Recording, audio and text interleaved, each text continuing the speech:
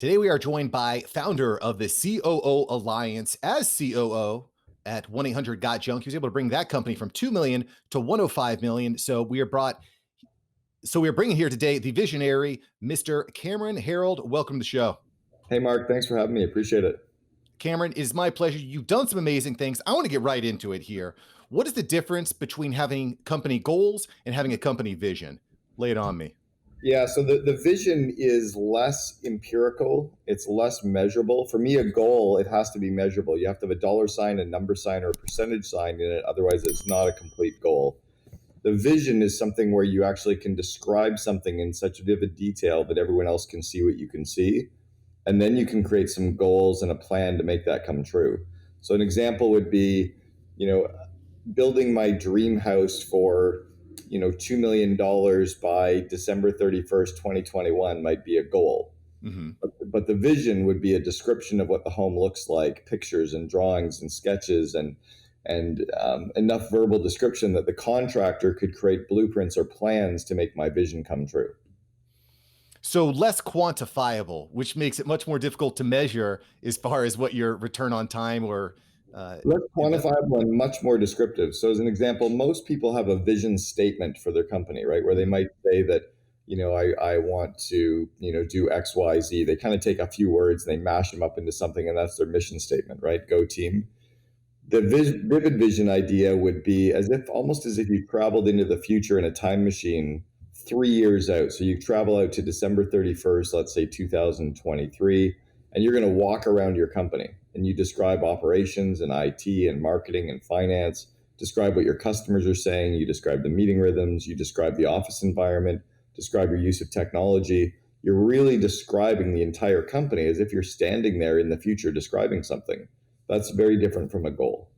Yeah, so that makes a lot of sense, but it almost seems impossible to predict that out, right? Because as after hours entrepreneurs, we're trying to figure out our business, right? We're trying to figure out where we're headed. And that's something that's been very amalgamous for me. How can we have a clear 3-year vision, Cameron, when we don't even know what tomorrow looks like? Well, you can't. So your vision then might be to create a vision or to come up with a plan. But the reality is, until you actually know what your product or service is going to be, it's impossible to create a vision for your company. You're still actually in dream world and in kind of like the mad tinkerer idea. But when you decide what your product and service is going to be, if you don't know where you're going, any road will take you there. You have to create some vision for the future.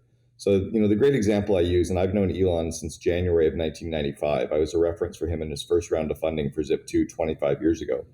Elon has an ability to dream at a different level than most people. When he had the vision for what the Tesla Model S was going to be, he described it. It had to be able to sit his 6'5" frame. It had to seat his 5 kids. That's why it had the 7-seat option. He created a vehicle and described it in such a way that everybody was super excited, and then they figured out how to make that happen. But he at least knew they were building electric cars and it had to be for the masses. You have to have something. So if you're still trying to figure out what your product is going to be or your service is going to be, then you're still trying to kind of hack through stuff. You're too early for a vivid vision at that point. That's fair enough. And I mean, I don't think anyone does a better job of creating a vision or a mystique than Elon does. I mean, he might as well be Iron Man because they're not even really a car company at this point. They're an entirely new sort of thing, which I want to talk about a little bit. And by the way, you're one of the first people to actually understand what they're really building and why the valuation is as big as it is. They're not building a car company. Right. Do you know that every single Tesla Model 3 that's on the road today that's leased, you can't buy that car out at the end of the lease. Tesla owns every one of them. So in 2 years, 18 months, the first autonomous vehicle network will launch and they own all of them. So they're actually they've kind of jumped that shark to now they're building the first real global autonomous vehicle network that you can actually have fractional ownership in. That's what they're building, much more than just a car company. Sure, absolutely. That infrastructure, information that you get from having the lease car back, the computers, the onboarding. I'd be interested to see if they maybe have some sort of combination with Uber and Lyft and some of these other companies that are bringing in tons of this information. But that's a whole other tangent. So Cameron, we've talked a little bit about vision and why it's so important for these massive companies like what Elon's doing with Tesla, Uber and whatnot. Do you think that vision is more important to relay to your customers or to the team within your company? It's actually important for all aspects because to get the complete alignment with your customers, your shareholders, your employees, your suppliers, everyone needs to see what the CEO can see so that they're all completely aligned, right? If your shareholders don't understand why you're building what you're doing, they start misunderstanding some of the decisions. Some of your employees may not understand why certain decisions are being made. They almost seem like they're being made in a vacuum, but when they understand the entire purpose, there's a lot more clarity. It's like the three people that are out making bricks. They asked the first guy, "What are you doing?" He said, "I make bricks." They asked the second guy, "What are you doing?" He said, "I'm building a wall. I'm making the bricks to build a wall." They asked the third guy, "What are you doing?" He said, "We're building a cathedral to worship God, and I get to build the bricks to build the left wall of the cathedral." Who's got more meaning? Who has more clarity? Who's more excited? It's really the one who understands the full vision of what you're building. So it's important for all aspects. It's easier to recruit people into your organization when they see what you're building. It's easier to get freelancers to help in on a small project because they're excited about what they're building. Right? It's all important. So how do we actually relay that to people? Like I'm at a place in my media production business where I'm bringing on new employees, new staff all the time, sometimes just to try them out like an intern. Do you have any recommendations as far as how to onboard them and give them that vision? Do you think videos, memos, office meetings? What do you like, Cameron? Yeah, I love the vivid vision concept of the 4 or 5 page written document that you send everyone in advance. So when you're screening for freelancers, you send them your 5 page vivid vision, you tell them to read it, and then you ask them to send you a 1 or 2 minute video on why they want to be a part of making this come true and how their freelance work can help you make it come true. So you only want to know if the people are already vibrating with what you're building. If they're not going to be as committed as somebody who, is really excited about it.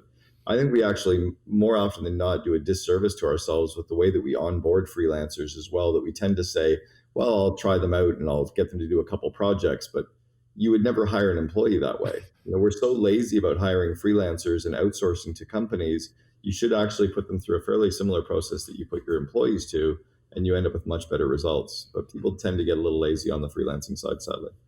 Well, I gotta be honest. I love that idea of asking the applicant to go the extra mile.